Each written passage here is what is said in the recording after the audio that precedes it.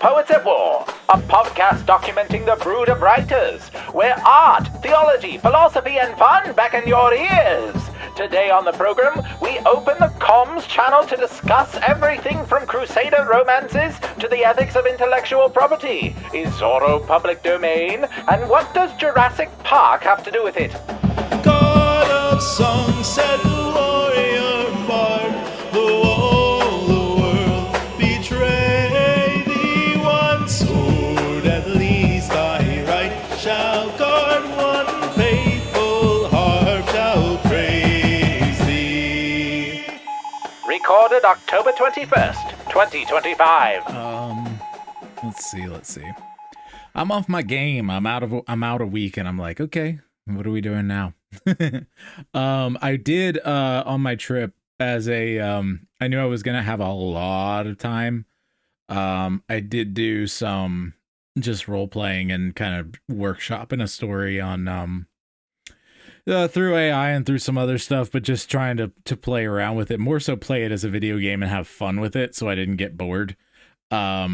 Because when you're doing work for really long periods of time and you can't move around, it like you're sitting in a van, you know, going to the airport and blah blah blah and whatnot, it gets pretty tiring to do one thing the whole time unless it's really engaging. And so I did a story based in 1177 in the Crusades, where basically Henry II sends. So he has a master bard in his court, and he has the bard dies, and his daughter is a bard as well. She's like his apprentice, and she gets sent to this crusader character, who's basically like the guy who went rogue like crazy. He's been killing like all kinds of people, and Henry's like trying to get him back in good graces and whatever else. And so it's a Beauty and the Beast kind of thing to start off. But he almost kills her in the beginning as collateral damage because of basically her ship gets taken over by some Saracen aligned pirates, and he's just like so down with killing the pirates that he barely notices her. So, you know. But yep. So it turned into a really cool story. She realizes kind of sort of along the way that like she's not gonna do it as a bard, but she might do it as a woman. And so that turns into a thing. And then she gets captured. He's like going after her. There's this whole thing about a piece of the true cross that they're going after, typical relic stuff, and that ties in with the kidnappers. And now they're all busted up and married in a hospital, and her child might be corrupted by a demon, and so the Baldwin IV told them that they had to wait in the hospital until the baby's born and then christened before they're allowed to go anywhere, because they're worried about it being a problem. So yeah. Think that's the very, very the long and very, very short of it. So it was pretty fun to play. I wouldn't necessarily write it as a full story, but it wasn't bad at all, like especially as a game, you know, just playing characters and stuff. So I might take elements of it in the future. That's the other thing I realized is like I need to let myself play with stories more in order to be inspired for my own stories. Like the actual playtime with stories is something that I've been missing. It just helps foster the, as Tolkien would say, leaf mold of my mind. So, but yeah, Joel said that he was on a cruise. Never take kids on a cruise, right, Joel? I mean, maybe a Disney cruise, but Carnival was not as family friendly as they advertised. Mm-hmm. Yep. They had a kids area, mm-hmm. and they had multiple kids areas. One, mm-hmm. the age group were 0 to 12. Uh-huh. And then 12 12 to 15 and then 15 to 18. And my kids are 9 and 11. Mm-hmm. So like they had toddlers in there, and you know, they're singing Wheels on the Bus and stuff like that, and then they're doing coloring, and then my son's just sitting there like, none of this looks in, you know, is way below me. And they did have a PlayStation in there for him to play, but it's like, yeah, that's entertaining him, but he feels really out of place. So we only dropped him off in there once after we found out how he felt about it, because it seemed like they were going to separate the kids more, but they didn't. Mm-hmm. So, oh boy, that's a we rough didn't have a age. bad time. That's a rough age in general, because it's like you grow up and there's like all kinds of programs for you for quite a while, and then you hit after 8, but before 13. And everyone's just like, who even are you? Are you a kid? Are you a teenager? I don't know. Yeah. Yeah. I'm like, honestly, well, I was just gonna say really quick, the 8 to 13-year-olds, like, to me, are probably the closest to adults they're going to be until they are adults. Because, you know, but go ahead with what you're saying. I was going to say Benjamin's doing really well in Scouts, and he's been selling popcorn to raise money. It's great because that covers all the expenses. He's second in the district. Oh, so, nice. Yeah, we're proud of him. Good job. So I spent a lot of time reading because we let the kids play in the pool and we just read. This pool was really small on this boat, but the kids had a great time, and I reread one of my favorite books, Jurassic Park, and it blew me away how many things are in that book. This is like one of the best sellers, right? And like they're still printing copies and selling it. Yeah. And it blew me away how many things are in there that are like big no-nos now. I'm sure. When did it come out? The 80s? Beginning of the 90s, early 90s. Was it right with the movie? No. When was that the was movie? Out for a year. Now I'm interested. I'm Googling it. Okay.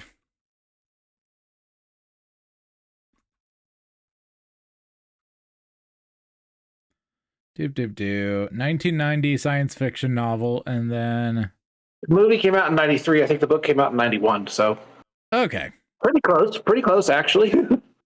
Yep. What do you think about how long it must have taken to make that movie? Yeah, I tend to forget that there. What's that? I tend to forget that there are Jurassic Park books. The books are way better, as always, especially sure. Lost World. Mm-hmm.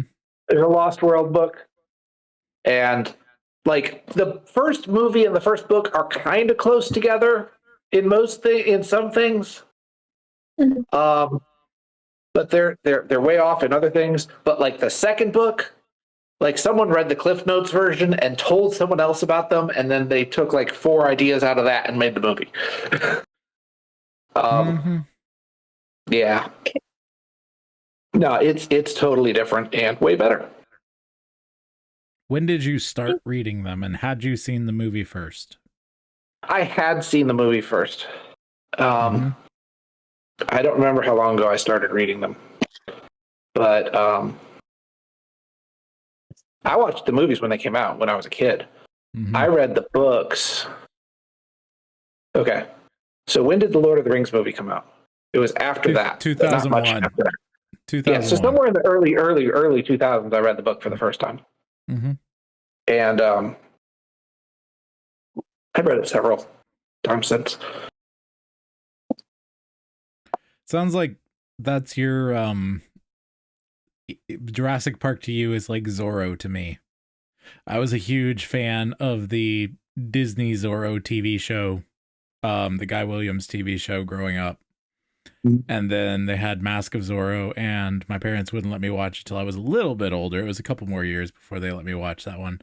And then I course love that one. It's a fantastic movie, and Legend of Zorro has got all kinds of issues, but I honestly enjoyed that too. I hate that, you make the Confederates these ridiculous, corny villains, and they're not even the mastermind.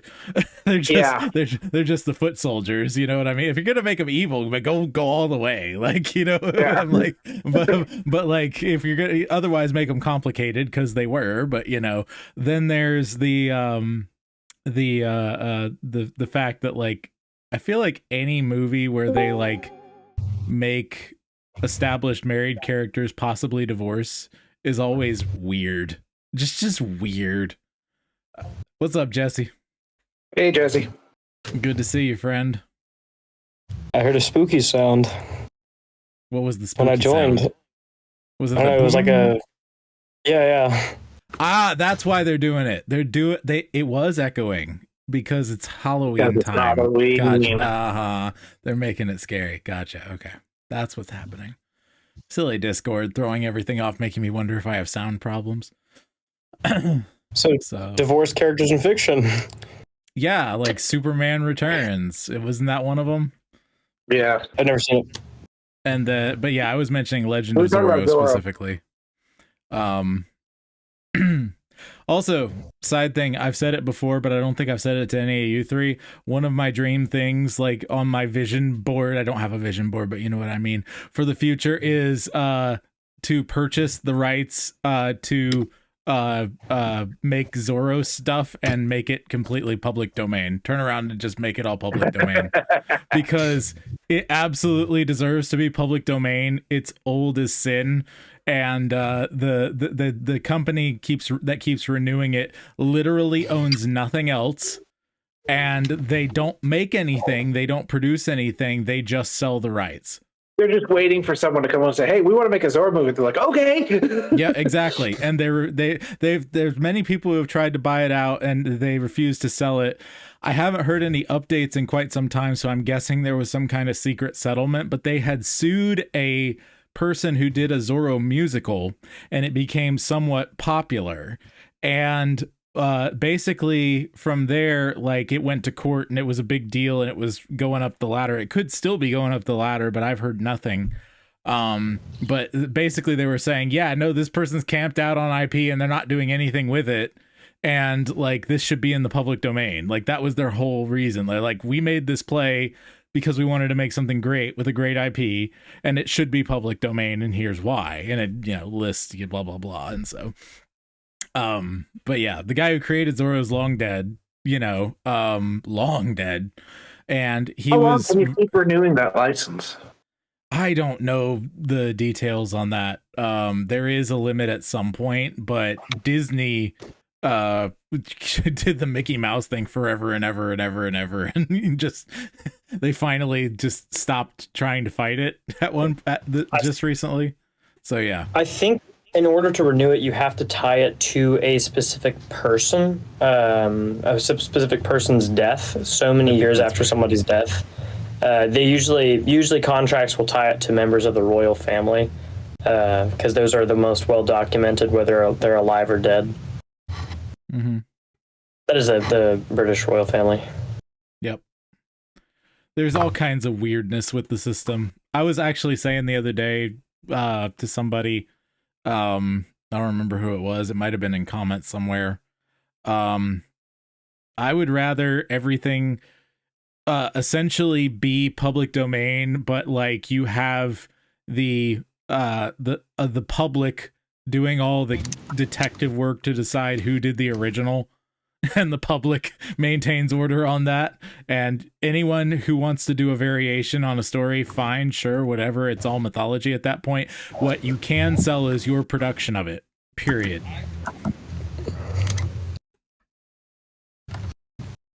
They can sell which thing specifically? Your production of it.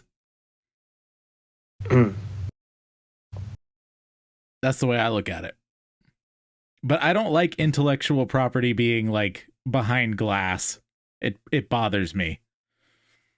It is right that people shouldn't steal yes. ideas. That's theft. Yeah. But intellectual also ideas. Listen, you're the Intellectual one- property rights are absolutely some of the most convoluted rights in the legal system, and because it's not just it's tied to a nation. It's like international, and certain nations don't actually have to follow it. That's why a lot of the piracy websites are some European countries that they don't have laws that enforce IP over there. It's some of the most convoluted laws you can find. Right. My thing is like, yeah, you should be able to pay for or sell the thing that you make. I don't consider an idea something that you made. I think that's the issue for me personally.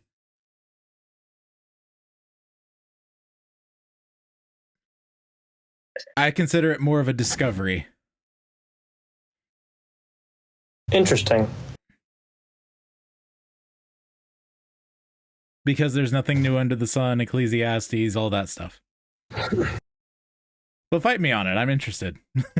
I'm trying to figure out, because that might be wrong, but I don't know how to articulate it yet.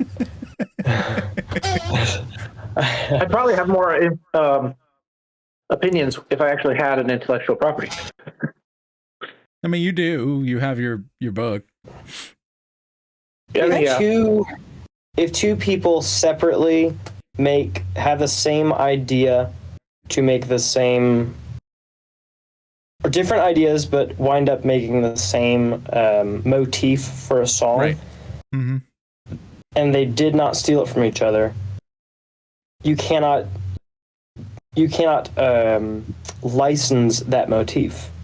Right. That would be stupid, because you're trying to license math. You can't license math. Right. So maybe it's the same for stories, in general. To be honest, that's what happened with the periodic table of elements. There were two guys basically discovered it at the same time, but they were like across the world from each other, and it was like really close together. One of them could have known about it, the other doing it beforehand. And I think it was a Russian guy, Mendeleev, like published his first, but only like by a matter of days or hours. Marconi had other people who created the radio right around the same time, like in various places in the world. This is my point. Yeah.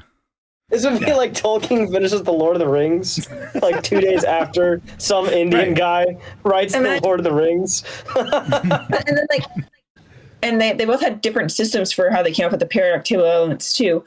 One of them had like little flashcards with the atomic weights and stuff on it, and then the other one was like a pianist. He was going through like octaves in music, and he realized that the elements line up in eighths as well. Mm-hmm. So I forgot who they are exactly, but yeah. And then also I kind of agree, because I'm thinking back to like Chaucer's time. I read this whole biography on Geoffrey Chaucer when like poems and stuff, they weren't copyrighted, but everyone wanted to hear his version of this poem, or he made this new poem and everyone else did their knockoff version. Yep. But they all still got paid.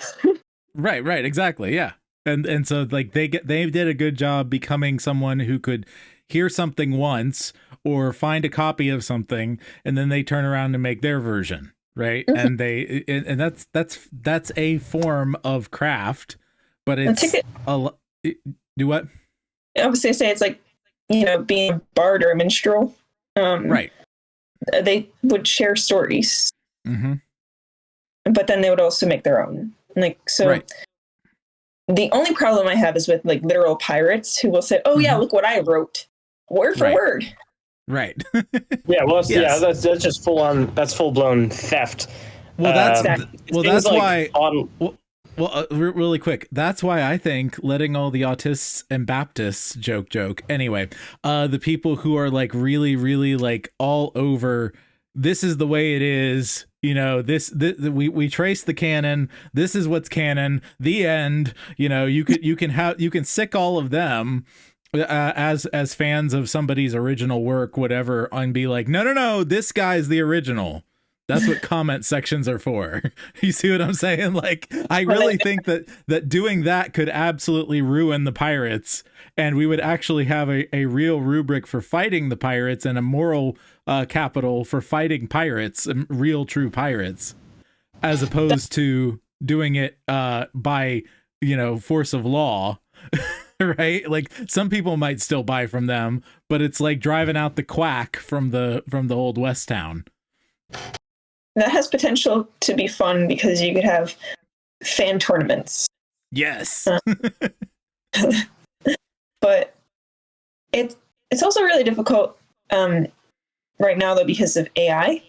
Mm-hmm. And that's like not even one person stealing something. It's like a machine stealing it and remixing it with other people's stuff, and it's yet another reason why. Yet another reason why I think we need to return to a Chaucer style thing. Like, to be able to say, like, okay, where did this come from? Not really sure, but the internet's really, really good for research. We'll figure it out. And if we can't, okay, cool. It's part of the mythos, right?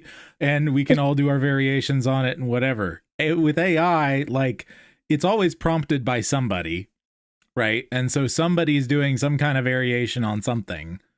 And the more granular it gets into, who did what and this, that, and the other, the more I just want to be like, I'm not concerned about what the ideas are. I want to know about the intentionality put there by one person. That's what I'm really, really interested in. What did they want to say? What did they want to make? But that's me. It has potential. We now switch feeds to intelligence from a recent Fight Laugh Feast offensive. Our own Jesse Marsalis joins the fray to recount tales of street singing, video editing, and the perils of Fight Laugh fasting. How you been since Fight Laugh Feast, Jesse? He was there with me. Missing Fight Laugh Feast. No, it's been good. Catching up on all the work that has slipped in while we were away, but not too terribly. I was gonna say, did you have the same thing as me, where you had like a million ideas and work to catch up on? Not this time around. Okay. What do you mean? For me, I've had a ton of ideas in regard to like making my systems more efficient and putting out more content.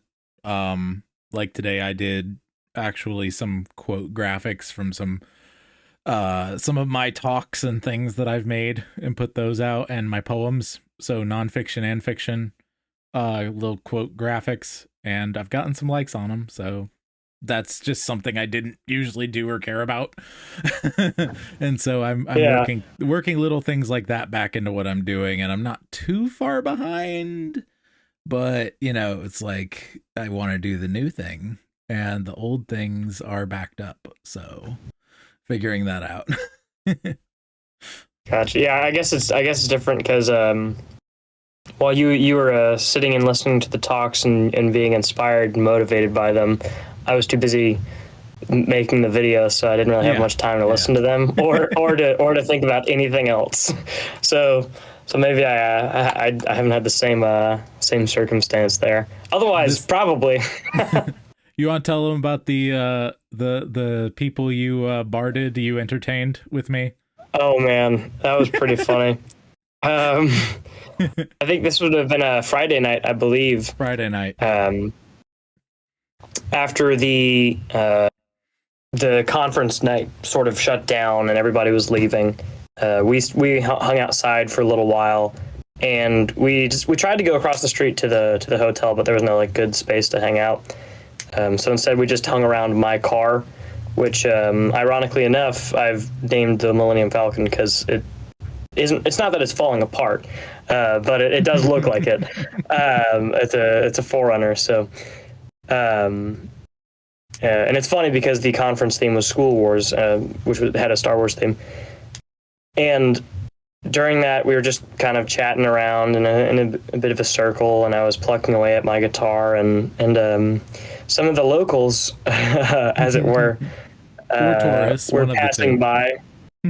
Or tourists, yeah, maybe tourists who were very merry at the time came over, and they were just like, "Yeah, you guys are awesome!"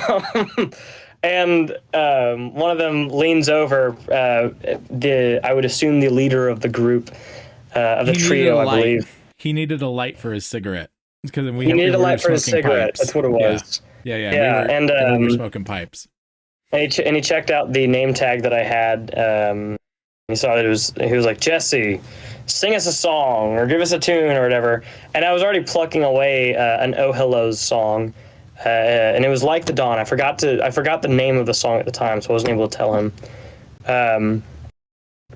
And so I just kind of sang that song, and he drunkenly started harmonizing, which was really funny to hear. I don't know if any of us got any recordings of that.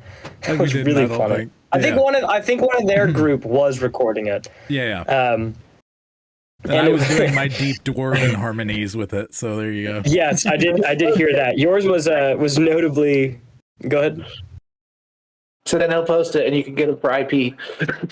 Yeah, yours was notably more on key.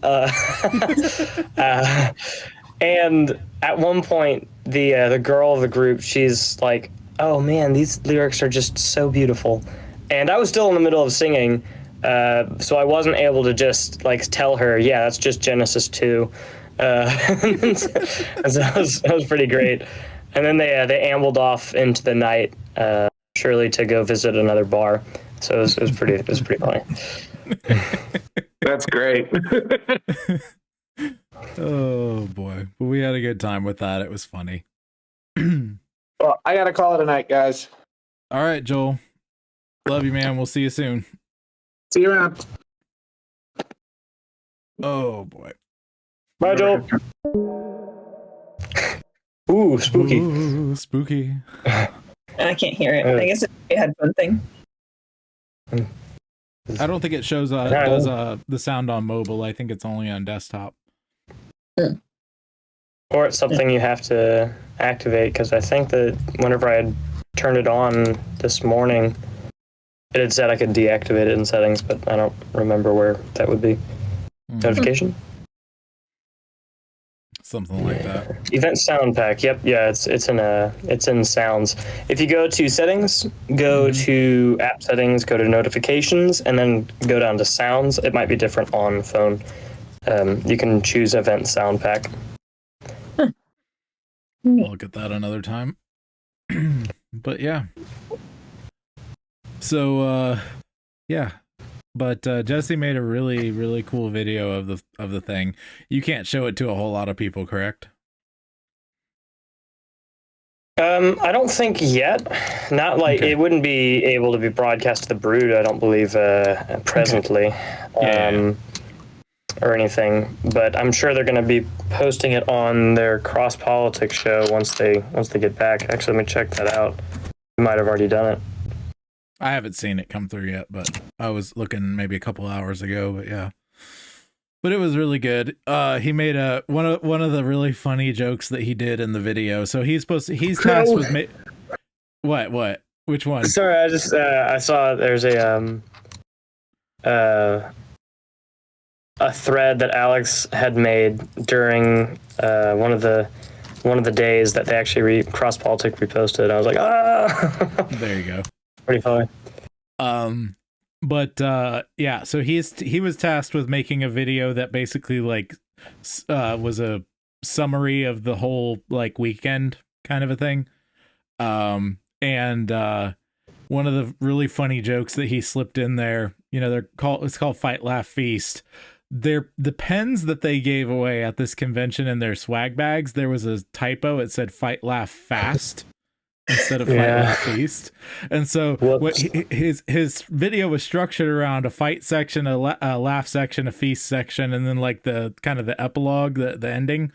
And when it did, and it would flash the whole word on the screen, you know, like fight, laugh, and then when it got to feast, it would go feast, and then the E dropped out in time with the music.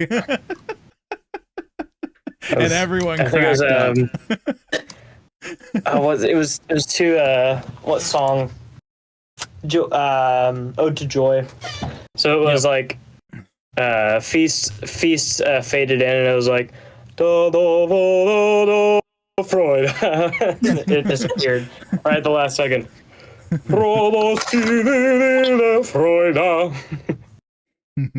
was really, really good. That's funny. That was super fun. I was happy with it turned out. It's like the opposite of feasting. Yeah, exactly. That was why it was so funny. Yeah.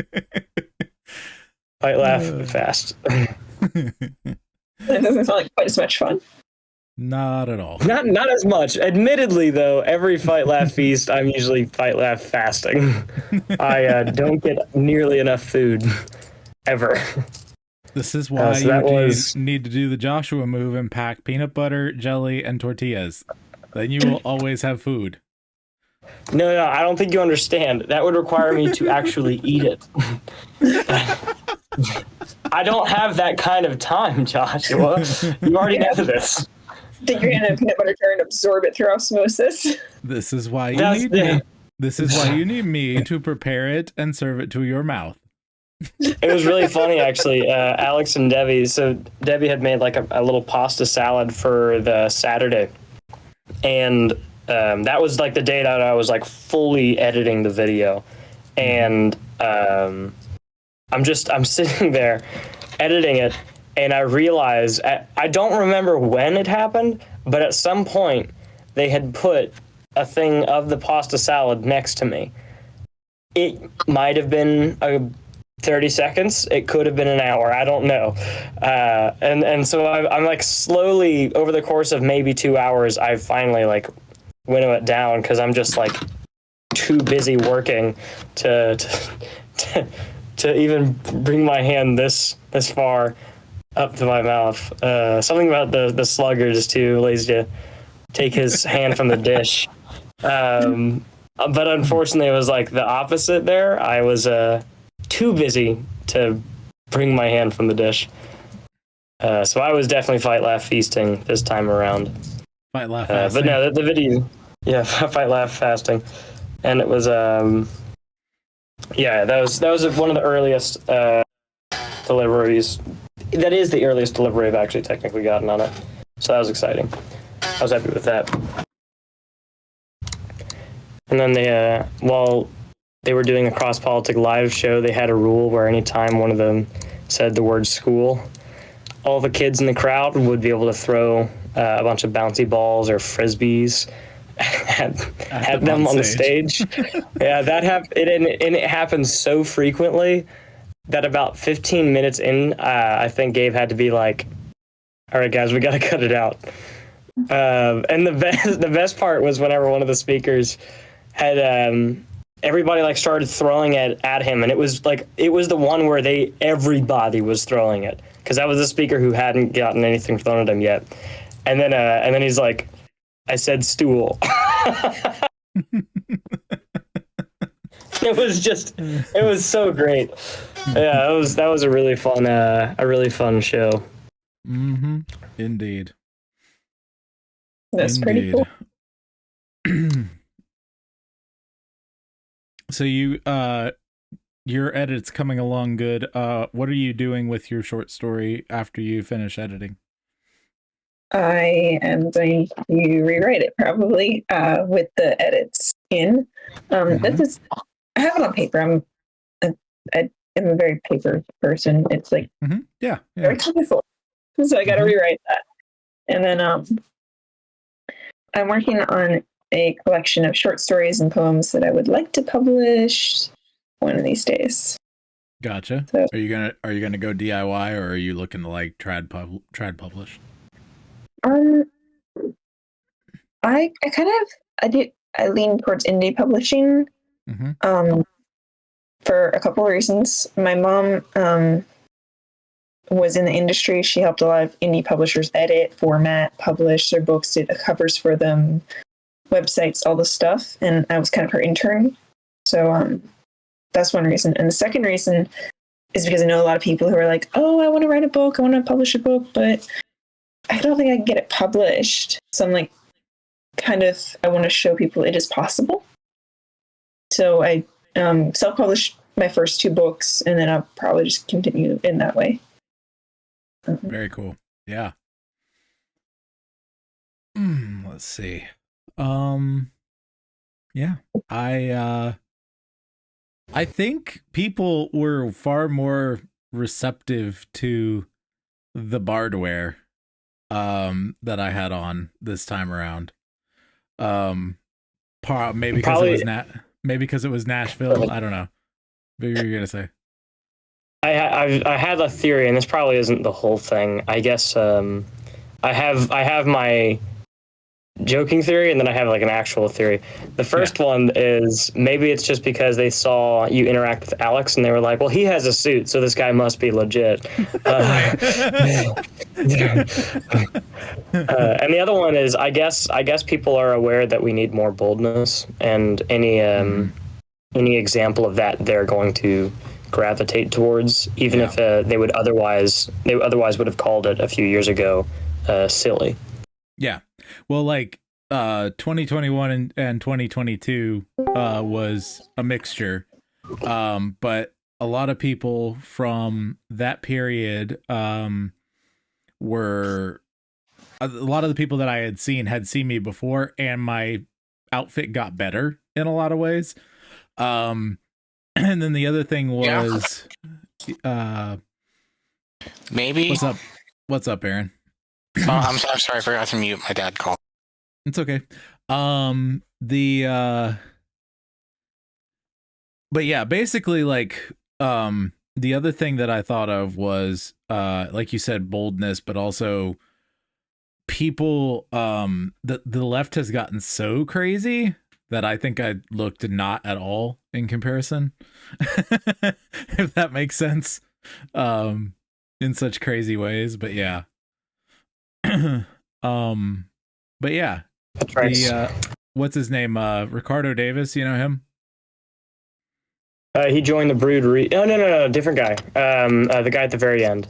You were there with him. Yeah. You hear he said I look like a living illustration. That was his compliment, and I was just like, that's the best compliment I've ever gotten on this. I don't think I had heard that specifically. He was really funny. Yeah, he was great. Oh man, how to put he gives hype. Art fanatic. I'm trying to figure out what the right word is. It was really funny because you had said like further up and further, and he was like, "Oh, hallelujah, praise the Lord!" Yeah. It was amazing. It was the right amount of charismatic. Yeah. It was the right amount of charismatic in every way. I was like, I love this guy already. Yep. And I'm gonna wear a bow tie next year because he said, I told him I'll wear a bow tie next year if he will. Mm-hmm. Yeah, that was really funny. Of him. I was just gonna say I've known of him forever because he's Georgia Right to Life director guy, and just Georgia in general. Like I've just kind of known him through the grapevine, but never met him, I don't think. And so it was cool to finally meet him, and we had so many people in common that we know and stuff like that. And so he was very, very, open to talking and all that other kind of stuff. And, but yeah, he was really cool to talk to. Georgia Right to Life is a lot different than a lot of the other Right to Life stuff in that they are actually smash mouth incrementalist. They really that's unusual for pro-life movements. Well, they are so smash mouth incrementalist that there isn't really much of an abolitionist movement in Georgia, and we're still pushing bills, right? And so they definitely aren't like abolitionists, but they are Smash Mouth incrementalist, and they've never had anything to do with national right to life ever since their founding. And so they're an anomaly, and I really think they need to rebrand because of the various right to lives that are completely, what do you call it? Compromised. So, yeah. From the conference hall back to the writing desk, we have fresh intelligence on a new short story involving trolls and centaurs, followed by a briefing from Ian on the economics of art shows and a theological breakdown of He-Man. You heard me correctly, Soja. He-Man. But yeah. Sorry if I'm a little distracted. I am still doing work here on the side. You're good. But I'm still trying to think I'm of here to things engage as say. well. This set, do you have a name for it yet, Abby? This set of short stories and other things that you're putting together. Yes. What's the name? Fei Fi Fo Fum. Nice. Spelled Fey. Yeah. That's awesome. I like that name. That sounds fun. I have brought something to read nearly every time that I've joined the broadcast recordings, etc. But I'm always down to hear more. No, I've literally had something in front of me to read like every time I've joined. Mm-hmm. I was gonna try one of these nights to actually read it. You're always welcome to start reading. Just say you want to read, and I'll make sure it happens. I will maybe whenever I finish editing this short story or something. Cool. It's one of my favorite pieces that I've got recently. It is about a centaur who kills the last troll in this world that I have. Called Asunder. Okay. My nickname in the group is the Asundarian Ambassador. So it's actually from my book series, which is called The Chronicles of Asunder. Mm-hmm. And then it's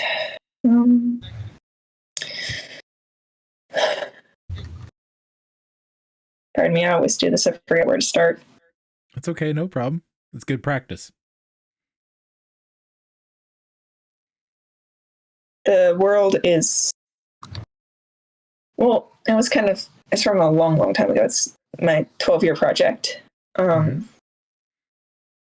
Basically, it's just got like, it gets created and stuff, and then kind of a little bit inspired by the Silmarillion, because one of the guardians of it turns evil and breaks it asunder. And that's where it gets the name. There's like this veil that gets cast over most of the magical creatures. So they actually are invisible to anybody on the other side of the veil, like humans. Mm-hmm. This is like a prequel story that happens before the main book that I'm working on. And it's about these side characters. One of them is the fairy prince, and the other one is a centaur. So, hello, Ian. Hey, Ian. Oh. He'll jump in a sec. It usually takes a second for him to get everything on. Yeah, and then it's pancakes.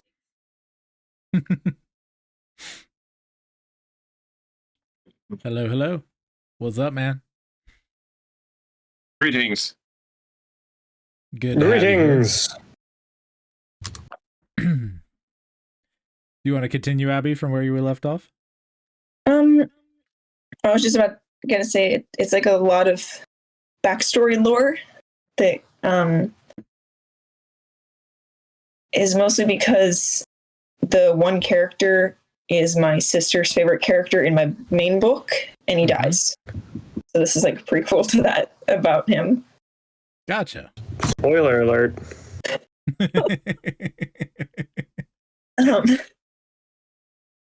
She's like, if you don't kill your character, I won't kill my character. And I'm like, nah, that's the way the story goes. So she's like threatening my favorite character's life in her story. And This is That's what called happens that's to called terrorism. it's a hostage all their situation. siblings. What the heck?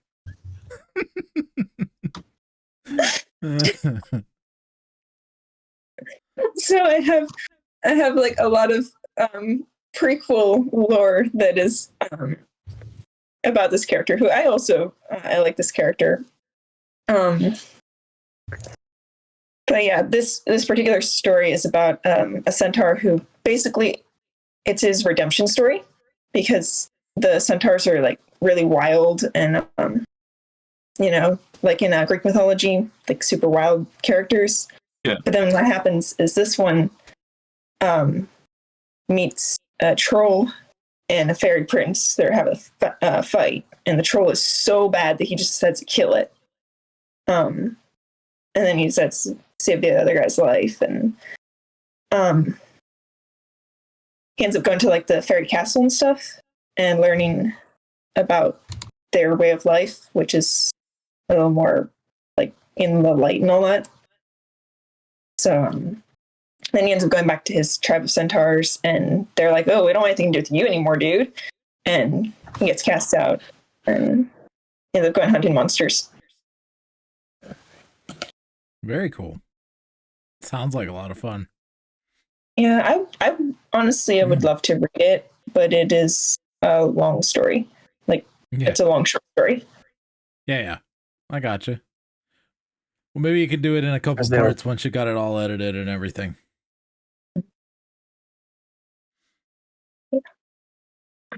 Thanks for listening that much.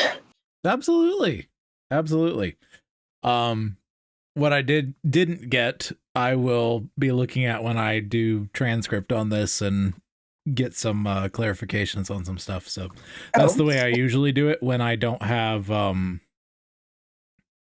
when I can't fully focus, is if someone's telling me a story, I actually go back and like ask you know, something to summarize what you said in order to really fully get it. Yeah, but I did get most of it. If you have any questions, I'd be happy to answer them. Sure. Yeah, I guess I don't think I do have any formed questions at the moment. That's the other thing. I'm bad at asking follow-up questions. I'm actually really bad at that, and I'm trying to get better, but I'm just not there yet. But I did get a lot of that, and it does sound really cool. I just don't have formed questions. Sorry, I form responses. No, it's all good. It's all good. Plus, like, go ahead. No, you go ahead. I was just gonna say, plus, like, I had a kind of crazy day, like in general, you know, having second work day back from the conference, but like the weird thing was, so Tuesdays during the not school year time and or holiday time, there's a women's Bible study at our church that I end up recording and posting for them. And this was my first day back at church since Sunday. What happened Sunday was someone unplugged the power strip where all of our cameras and things were charging. And so what the guy who was there had to do was use a sound recorder, a backup sound recorder, to at least get the audio from the service. That all went fine, except for the fact that he used the really old sound recorder that only has a headphone jack output. So I had to plug that into the computer and set it to record the audio in real time, as opposed to transferring MP3s. Oh. Sounds fun. So I basically like had a bunch of other stuff I could have been doing on the new system and all that other kind of stuff, but instead, no, I had to transfer the sermon from the old sound recorder directly to the computer so that I could actually upload the darn thing. And so, yeah, I basically just kind of sat there and played around with some ideas and whatnot, and It was only about an hour, but it was just like odd. And then I get back and then I'm tired and I'm like, okay, time to get some coffee and get going. And I did, and I got a lot done, but I still got a lot to do after this. So I'm just kind of like, this is a bit of a daze.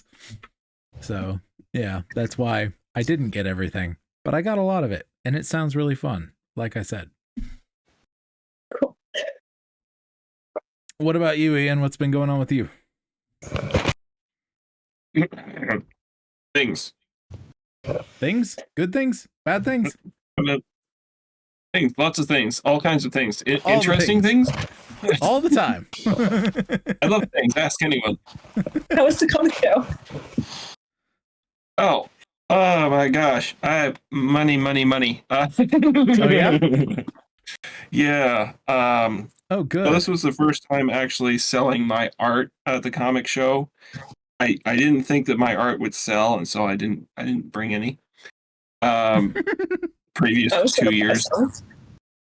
The And previous 2 I brought years. some you didn't bring books. anything. Previous 2 years I didn't bring any. But this year I decided to bring some because the last 3 times I've gone to this particular show, I would bring my some of my artwork, a few examples of my artwork, and my books, and a bunch of old collectibles and comics and things, because it's a art and collectibles show. I thought I was expected to bring collectibles, and nobody bought any. I'd sit there all day and basically waste my time. And then one time I brought my sketch pad and just started drawing stuff. And people they'd come over and see the collectibles, and they were like, "Oh, hey, what you drawing?" You know, they didn't care about He-Man. They didn't care about the Teenage Mutant Ninja Turtles. Well, they cared a little bit about He-Man because I had the He-Man castle, and they wanted to come over and have a nostalgic moment with the castle. One guy actually came over. It was like he was seeing a holy relic. He came over and just touched the top of it. I have the power. Is this like? Are you gonna pray now? Which actually, I did write a essay on He-Man and Masters of the Universe as a Christian allegory, which I can read after we're done here. Actually, let me just pull that up. I'll read it for you. Yeah. Substack. I go to Substack. I posted two anyway? things on Substack today. Oh, super. So look at me. Anyway, go ahead.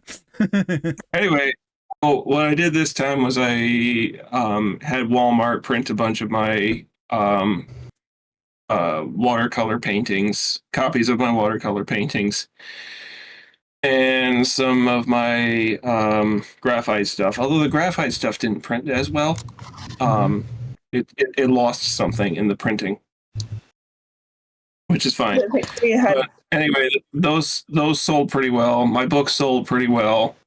What did best was I had a jar on the table that said "Feed the Artist" on the top of it, on the side of it, and people just kept shoving money in it.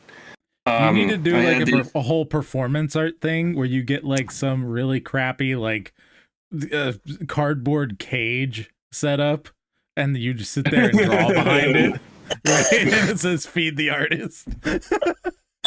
What's that guy? Wow, man, what's that guy in the Pilgrim's Progress who's in the cage? Oh, who is that? I forget. Wait. Is it in Vanity Fair? Was it at the Vanity Fair part? Yeah, it was at the Vanity Fair. Hold on. Wasn't Let's that see, Faithful? where can I? No, that was Hopeful. Wasn't it who? Hopeful? Was it Hopeful? Because isn't that the part where Faithful gets killed?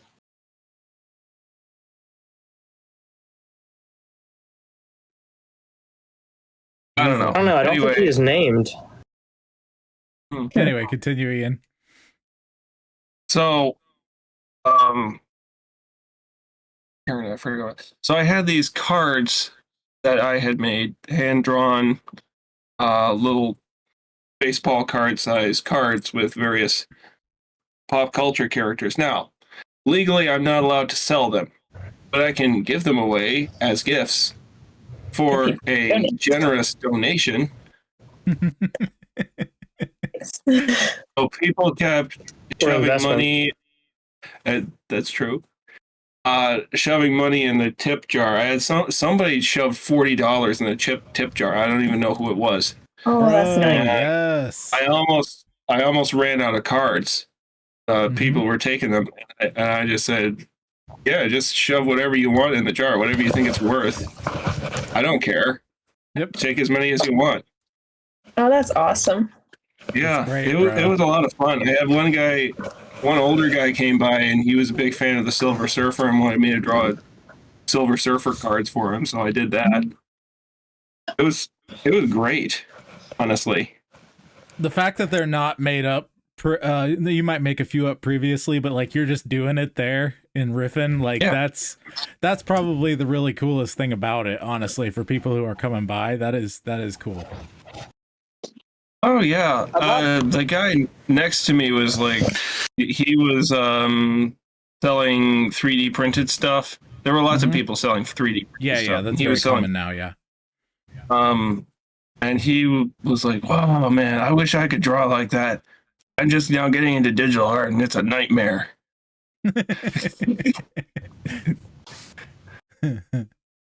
About how long does it take for you to make a little illustration of a person, a character like that? It depends, but maybe 15 minutes. What if you got quick, like super quick at it, and just went to events like that and offered people pay you to make a little caricature of them in that style? I thought about that. I'm not opposed to it. Yeah, it could be something to add. It might not work out in some places. You'd probably have to test it out, but that'd be something pretty cool to see. It gets you super good at making features in that style, as you're doing it with so many different kinds of people. Oh, sure. I would really like to do that. I'm definitely not opposed to it. I've just never done it before. That'd be really cool to see. For sure. Yeah. Well, you were going to read us something, weren't you? Yeah, I'm trying to find it. I think I already scrolled past it. Let me search my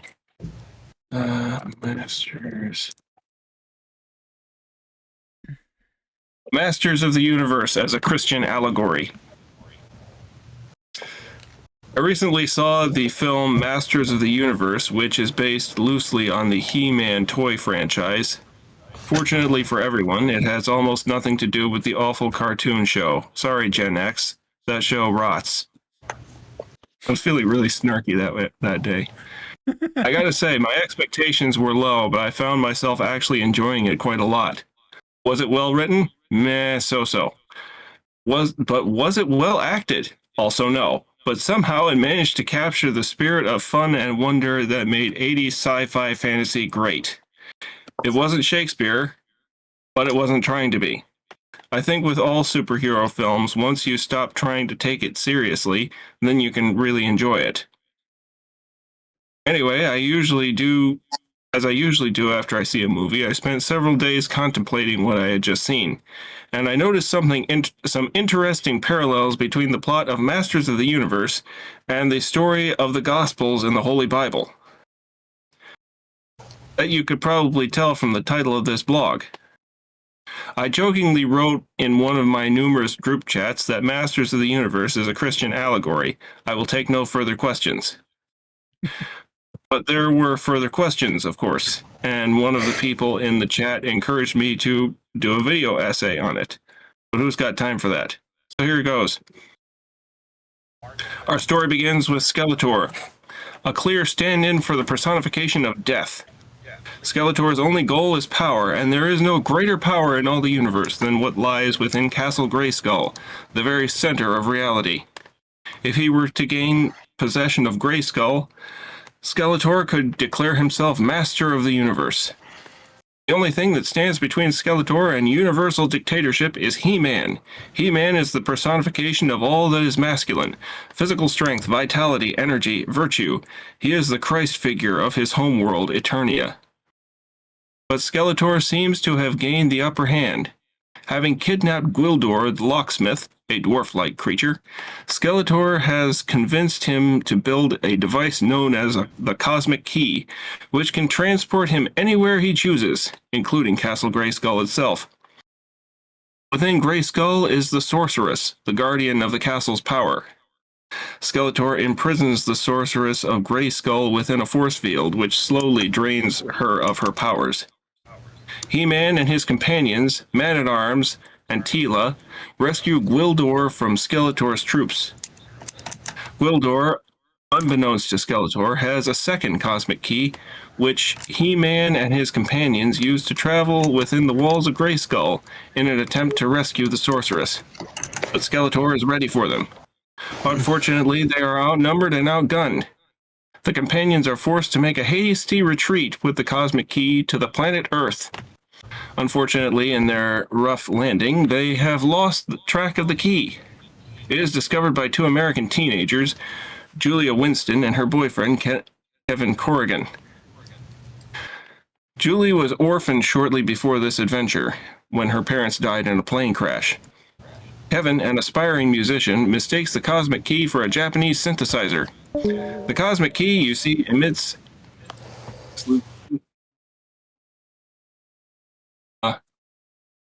Bye.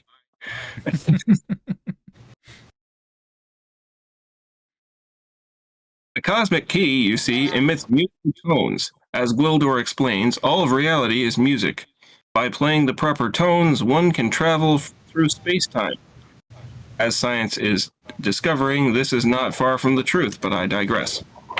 Kevin attempts to play the key, accidentally sending a homing beacon back to Grayskull, inviting evil into the world. Skeletor's right-hand woman, Evil Lyn, sends a group of mercenaries to retrieve the key. However, they are no match for the awesome might of He-Man. In an epic battle, He-Man rescues Julie, but not without causing a lot of chaos and property damage. What makes movies great. This arouses the suspicion of Detective Lubick, who attempts to hold Kevin for questioning. Kevin and Julie, you see, were not together at this time, and Kevin still has the key.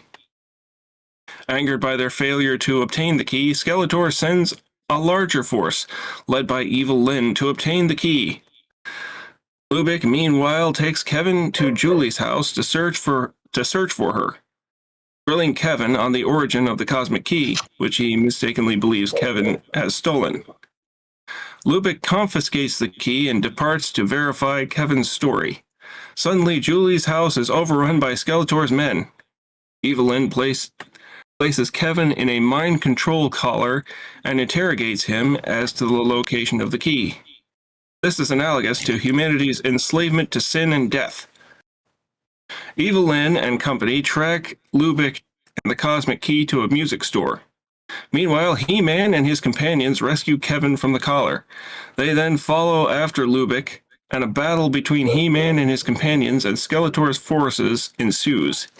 In the heat of battle, Julie is tempted by the illusion of her mother, who convinces her to hand over the cosmic key. It turns out to be Evil Lyn.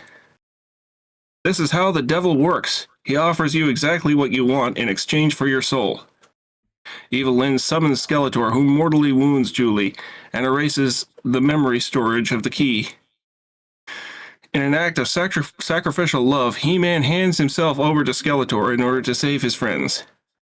Skeletor takes He-Man back to Grayskull, leaving Man-at-Arms, Teela, and Gwildor stranded on with a useless cosmic key and Julie dying. Skeletor seems to have won. He has captured his ultimate adversary and taken the mighty Sword of Eternia, which he will use to become master of the universe. The time is approaching. The moon is rising over Grayskull. Skeletor has He-Man tortured to try and break him, but He-Man will not yield. He uses his new powers to try and make him bow, but He-Man is too strong. Meanwhile, Julie is fading fast. Without the right tones, they cannot make it to Eternia. Kevin, however, has an excellent memory for music.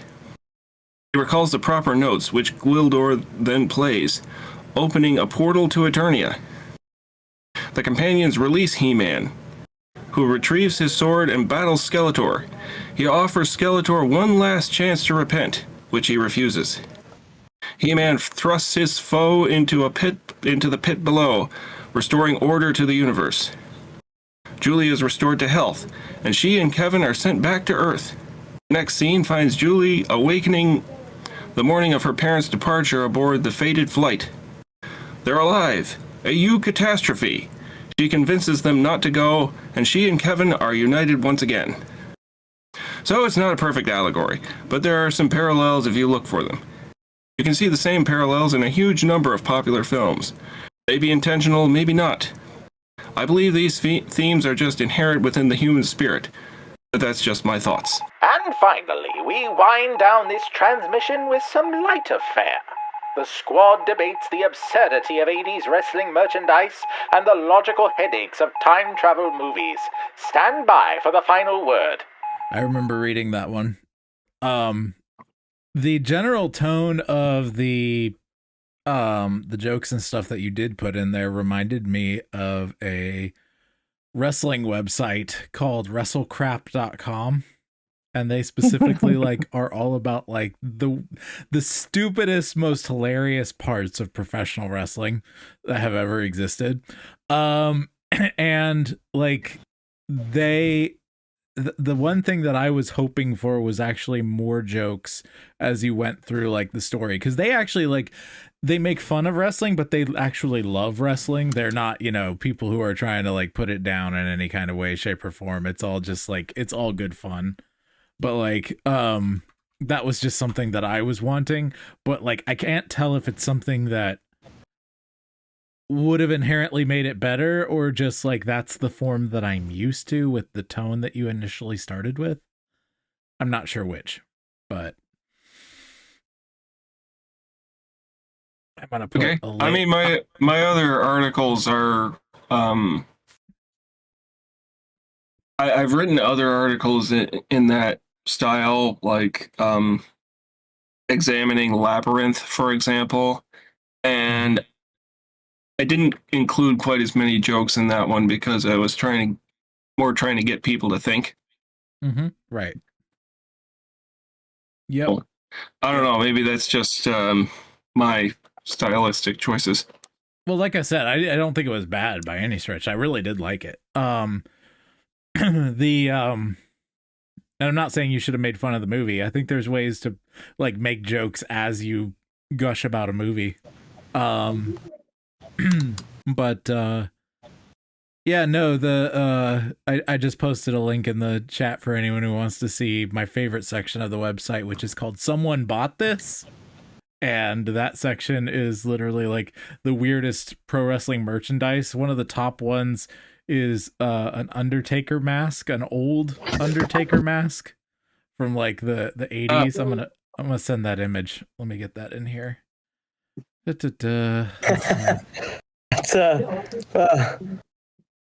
see the Undertaker mask? Yeah. There's the mask. I put the picture in there. Oh boy, so funny.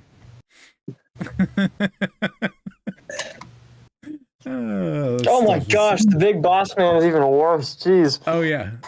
Mm-hmm. Yep. Big Boss Man mask. Yep. The size of the goatee compared to the face is criminal. Oh my gosh. Which is ironic because the Big Boss Man's supposed to be a cop, but anyway. It's getting worse. I think I just hooked Jesse. Tell him what we did with the wrestling bit in the video you did for Fight Laugh Feast. Oh my gosh. There's been a bit that I've added to every Fight Laugh Feast video highlight every year, and it's not something that my boss particularly likes, but it's something that I keep slipping in. But this time it was like the most clear because it was basically on the front end of the video. So the conference is every year. I like to put in Kyle Hessler, a guy. He actually has worked in pro wrestling. He started a pro wrestling league that's continued going. I think it's Paley Pro out in Texas. And the first year, he jokingly grabbed a chair and pretended to hit me. And then the second year, I had him raising a chair ready to hit me, but somebody tackles him. So this year, it's Star Wars themed, School Wars, education of your children matters. And the highlight reel, I'm wanting it to be more fun this time around because last year was too dramatic. And it starts out with almost a Star Wars-y theme music, and it's like, here's what the event is, here's where it's at, and then you have a guy, Lennox Califungua. He's a member of a particular college, and he's walking down like this like catwalk thing outside, and then Kyle comes out in front of him with a chair, getting ready to hit him. And with Verity's DSE Ray, Giuseppe Verity's DSE Ray playing, Lennox uses the Force to grab a chair, and they fight each other. Lennox successfully disarms Kyle, and right before hitting him, the screen goes black, and then the text "fight" comes on the screen. It was. I'll say it was pretty good. Yeah, I've had Kyle on Poets at War before. Yeah. It was a while ago, but yeah, the wrestling. Man, I didn't even know that, dude. Oh, now I need to find that episode.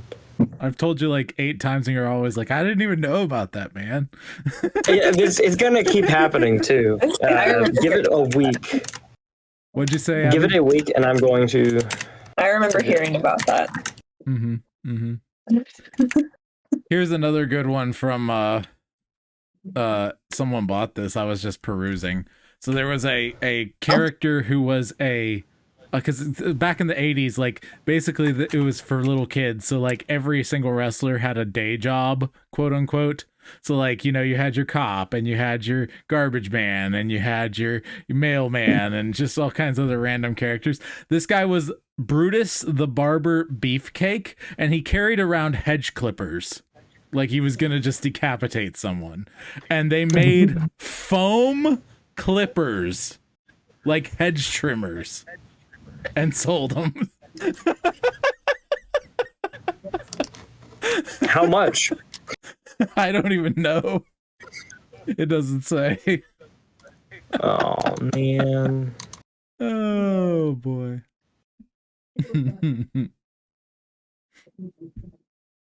Tell you. The scissors even let you move the blades together. Oh, man. I'm sold. I'm sold.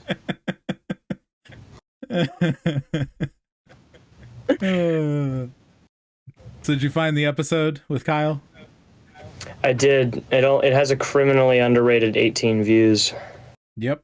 I'm telling you, it was good.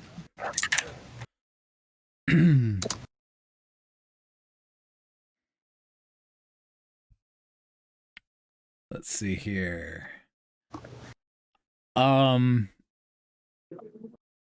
Yeah, 80s was nuts as far as like the crazy, ridiculous wrestling characters. There's a white guy named Akeem the African Dream. That's not right. My, that's wow.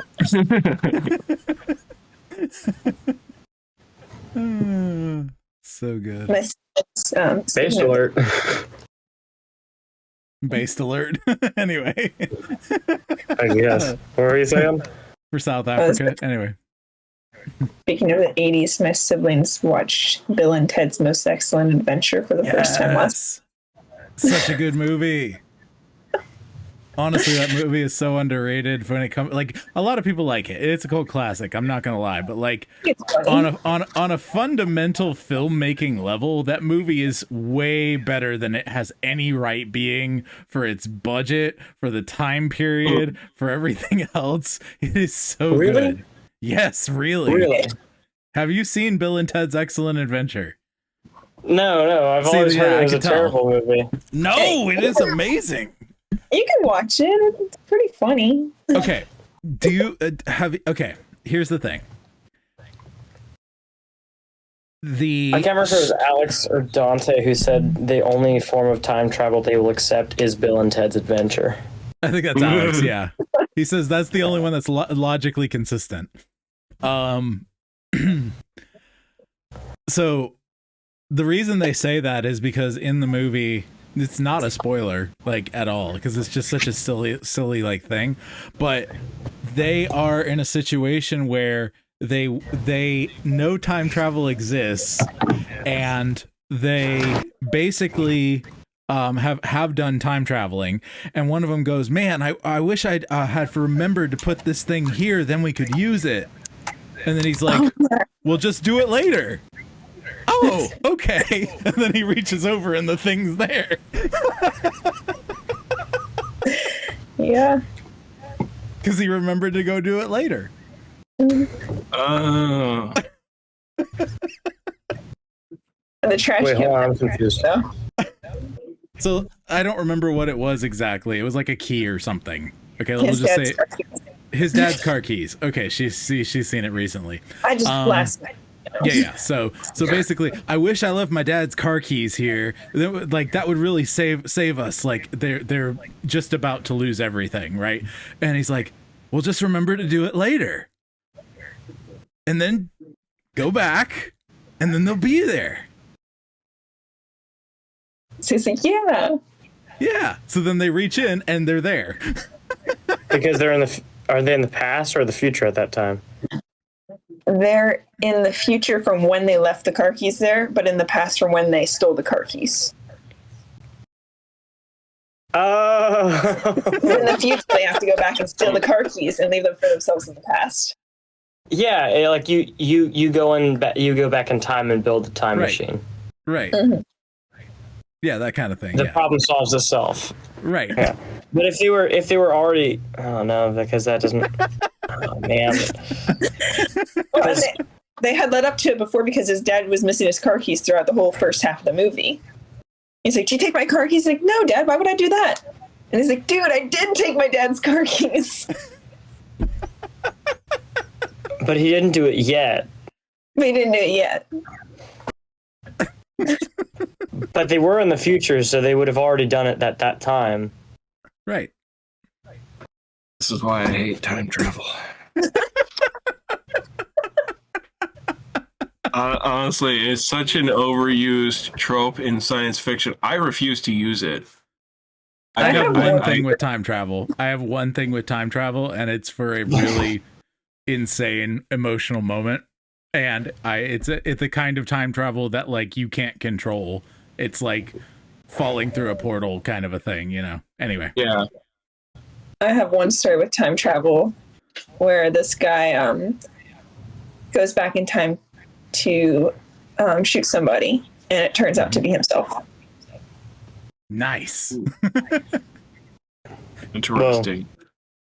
I had But then so he didn't get killed. He just like shot himself in the shoulder or whatever, and then the police caught him because he was a jewel thief and took him to prison. And it's basically Count of Monte Cristo thing where he meets the priest in the prison, gets reformed and all that.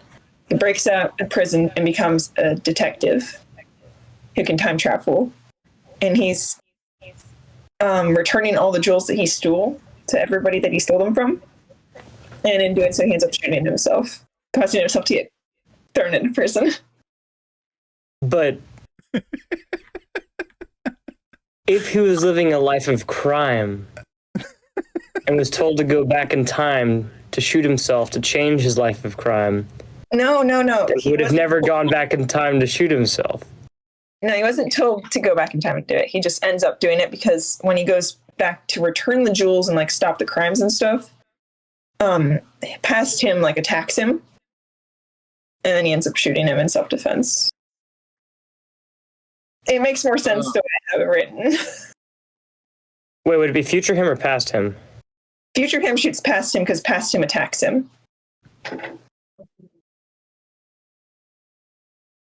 Okay, I think I'm tracking. In other words, it always happened. Yeah. It's yeah, kind of like a fixed point in time.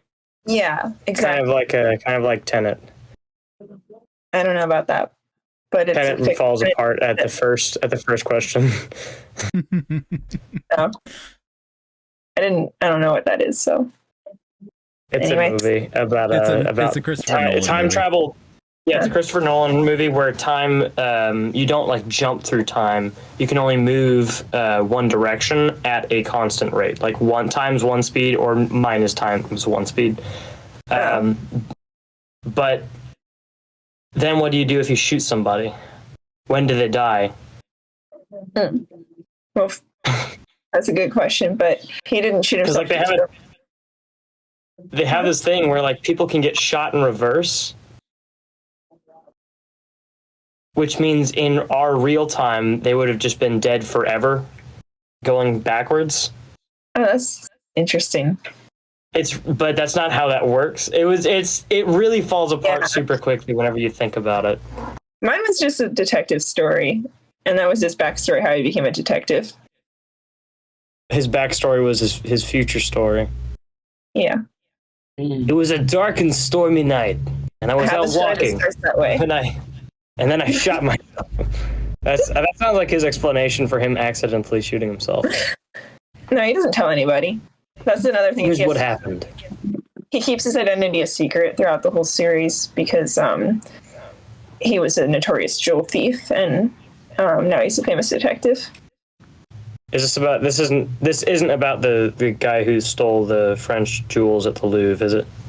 Different guy. So, yeah, that sounds like a lot of fun. What were you saying again? Well, a friend, if I may call her that, and I came up with a theory as to why the jewels were stolen. Gotta think of the guy's name. Hear me out. I wrote a tweet about it. They cost a lot of money. That's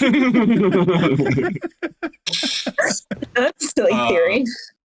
That's the prevailing theory.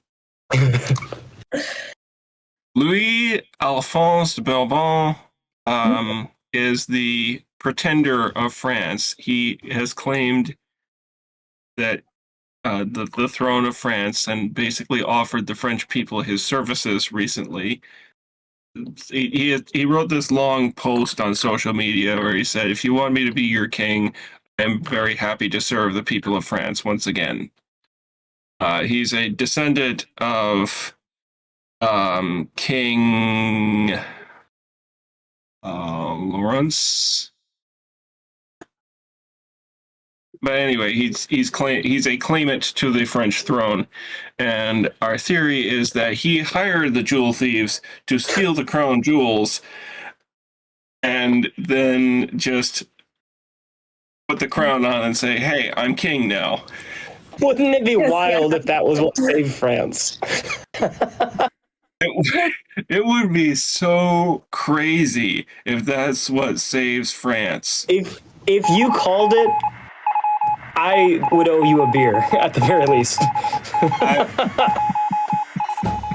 You too can be a part of the brood of writers and poets at war. Just visit joshuadavidling.com/discord to join. If you're a true poetry patriot, you can support us on Substack and Patreon and get the early recordings of all our encouraging and strategic meetings, along with much more. Once again, all links can be found at joshuadavidling.com. Over and out. God of song said,